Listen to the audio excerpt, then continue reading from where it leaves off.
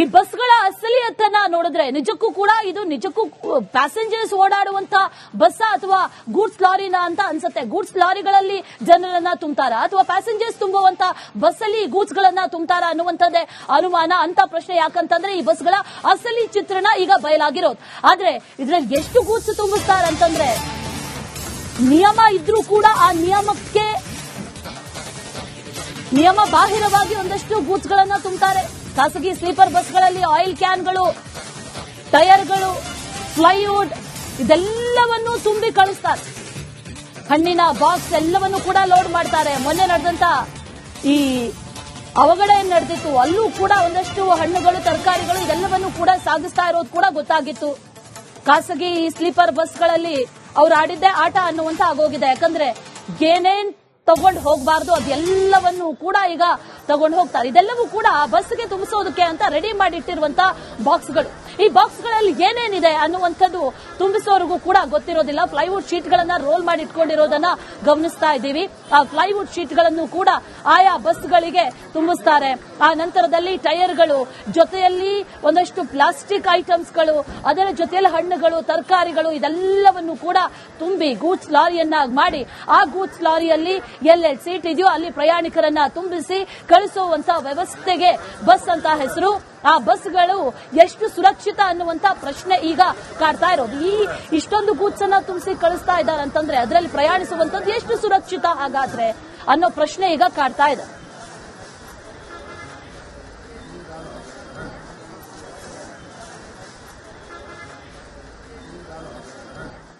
ಚಿತ್ರದುರ್ಗದಲ್ಲಿ ಬಸ್ ಅಪಘಾತ ಪ್ರಕರಣಕ್ಕೆ ಸಂಬಂಧಪಟ್ಟ ಹಾಗೆ ಸಾರಿಗೆ ಇಲಾಖೆಯಲ್ಲೋ ನಿದ್ದೆಗೆ ಜಾರಿದಂತೆ ಕಾಣಿಸ್ತಾ ಇದೆ. ಪ್ರಮುಖವಾಗಿ ನಾನೀಗ ಮೆಜೆಸ್ಟಿಕ್ ಬಸ್ ನಿಲ್ದಾಣದಲ್ಲಿದ್ದೀನಿ. ಗಮನಿಸ್ತಾ ಇರಬಹುದು ಬಸ್ ನಿಲ್ದಾಣದಲ್ಲಿ ಗೂಡ್ಸ್ ಗಳನ್ನ ಯಾವ ರೀತಿಯಾಗಿ ರಾಶಿ ಹಾಕಿದ್ದಾರೆ ಅಂತ ಹೇಳಿ. ಪ್ರಮುಖವಾಗಿ ಕಾರ್ಗೋ ವಾಹನಗಳಲ್ಲಿ ಇದನ್ನ ಸಪ್ಲೈ ಮಾಡಬೇಕಾಗುತ್ತೆ, ಅದು ಸಾರಿಗೆ ನಿಯಮ. ಪ್ರಯಾಣಿಕರು ಓಡಾಡುವಂತಹ ವಾಹನಗಳಲ್ಲಿ ಯಾವುದೇ ರೀತಿಯಾದಂತಹ ಗೂಡ್ಸ್ ಗಳನ್ನ ಸಪ್ಲೈ ಮಾಡುವ ಹಾಗಿಲ್ಲ. ಆದ್ರೆ ಒಂದಿಷ್ಟು ವಾಹನಗಳಲ್ಲಿ ಗೂಡ್ಸ್ ಗಳನ್ನ ಹಾಕಿ ಬೇರೆ ಬೇರೆ ರಾಜ್ಯಗಳಿಗೆ ಅಂತಾರಾಜ್ಯ ಸಪ್ಲೈ ಮಾಡುವಂತಹ ಕೆಲಸ ಆಗ್ತಾ ಇದೆ. ಪ್ರಮುಖವಾಗಿ ಏನು ರಿಪಬ್ಲಿಕ್ ಕನ್ನಡ ರಿಯಾಲಿಟಿ ಚೆಕ್ ಅನ್ನು ನಡೆಸಿತ್ತು, ಸ್ಟಿಂಗ್ ಆಪರೇಷನ್ ನಡೆಸಿತ್ತು.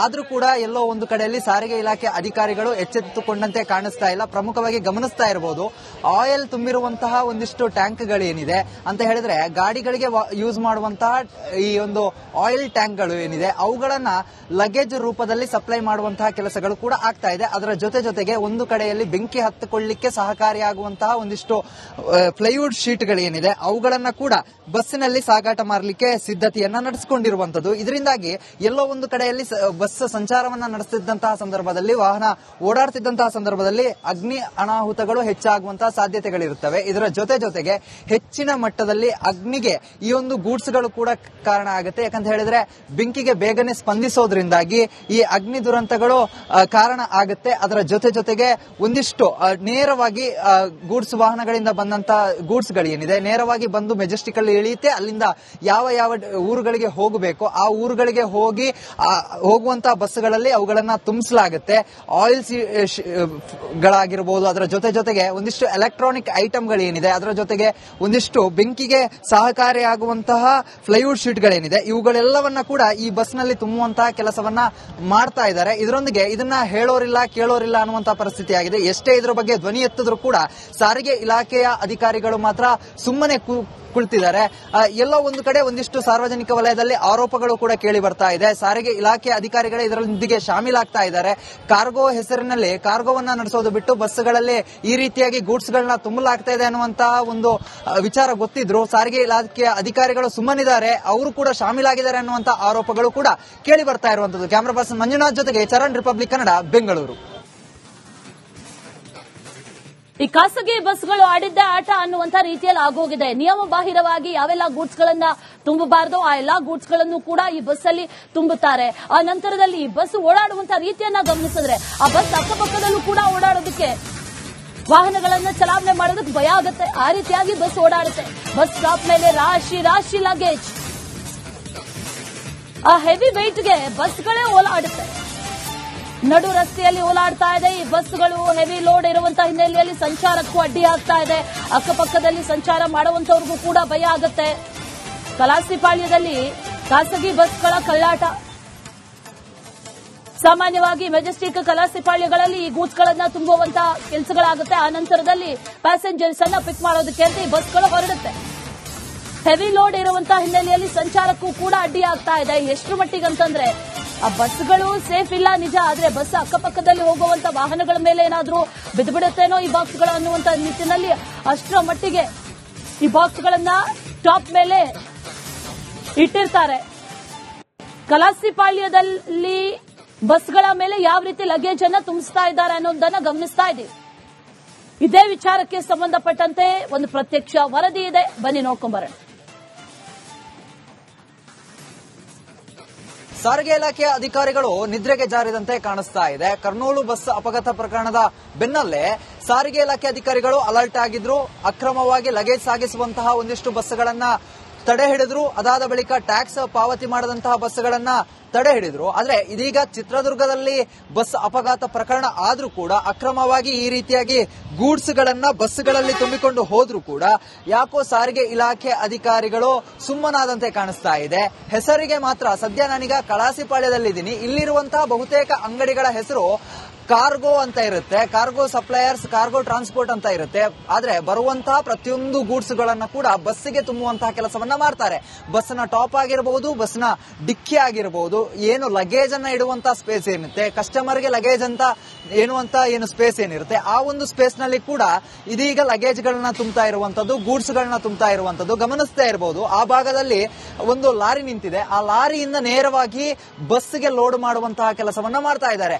ನಾವು ಬಹುತೇಕ ಕಾರ್ಗೋ ಅಂದ ಸಂದರ್ಭದಲ್ಲಿ ಒಂದು ಲಾರಿ ಅಥವಾ ಗೂಡ್ಸ್ ಕಂಟೈನರ್ ಗಳಿಂದ ಮತ್ತೊಂದು ಕಂಟೈನರ್ ಗಳಿಗೆ ಹಾಕೋದನ್ನ ನೋಡ್ತಾ ಇರ್ತೀವಿ. ಆದ್ರೆ ಇಲ್ಲಿ ಕಳಾಸಿಪಾಳ್ಯದಲ್ಲಿ ಪ್ರಮುಖವಾಗಿ ಬಸ್ಗಳಿಗೆ ಲೋಡ್ ಅನ್ನ ಮಾಡ್ತಾ ಇರುವಂತದ್ದು. ಇನ್ನು ಈ ಭಾಗದಲ್ಲಿ ಗಮನಿಸ್ತಾ ಇರಬಹುದು ಅನೇಕ ಗೂಡ್ಸ್ಗಳು ಬಂದು ನಿಂತಿವೆ. ತಮ್ಮ ತಮ್ಮ ರೂಟ್ಗೆ ಹೋಗುವಂತಹ ಬಸ್ಗಳಿಗಾಗಿ ಕಾಯ್ತಾ ಇದೆ. ನೇರವಾಗಿ ಇಲ್ಲಿಂದ ಎತ್ಕೊಂಡು ಹೋಗ್ತಾರೆ. ಇದಾದ ಬಳಿಕ ಹೋಗಿ ಬಸ್ಗಳಿಗೆ ಯಾವ ಬಸ್ ಯಾವ ರೂಟ್ ನಲ್ಲಿ ಹೋಗುತ್ತೋ ಆ ಬಸ್ಗಳಿಗೆ ತೆಗೆದುಕೊಂಡು ಹೋಗುವಂತಹ ಕೆಲಸವನ್ನ ಮಾಡ್ತಾರೆ. ಈ ಒಂದು ಗೂಡ್ಸ್ಗಳಲ್ಲಿ ಅಗ್ನಿಗೆ ಕಾರಣ ಆಗುವಂತಹ ಒಂದಿಷ್ಟು ವಸ್ತುಗಳಾಗಿರುತ್ತೆ ಅಂತ ಹೇಳಿದ್ರೆ ಟೈರ್ ಆಗಿರಬಹುದು, ಅದರ ಜೊತೆಗೆ ಕಾರ್ಬೋರ್ಡ್ಗಳಾಗಿರಬಹುದು, ಅದರ ಜೊತೆಗೆ ಒಂದಿಷ್ಟು ಬೆಂಕಿಗೆ ಈಸಿಯಾಗಿ ಹೊತ್ತಿಕೊಳ್ಳುವಂತಹ ವಸ್ತುಗಳೇನಿದೆ ಅವುಗಳನ್ನ ಕೂಡ ಈ ಒಂದು ಬಸ್ಗಳ ಮೂಲಕ ರವಾನೆಯನ್ನ ಮಾಡ್ತಾ ಇರುವಂತ ಗಮನಿಸ್ತಾ ಇರಬಹುದು.